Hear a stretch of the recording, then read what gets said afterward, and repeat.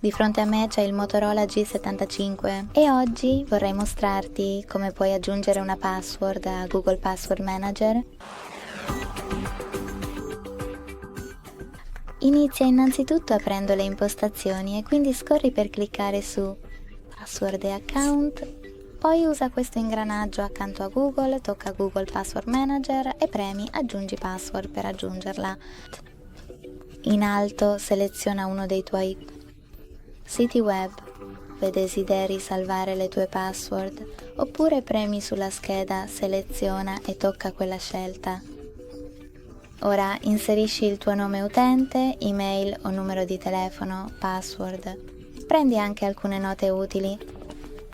Quando hai finito premi salva nell'angolo in alto a destra. Grazie mille per aver guardato. Se ti è piaciuto questo video lascia un mi piace, commenta, iscriviti. Ciao!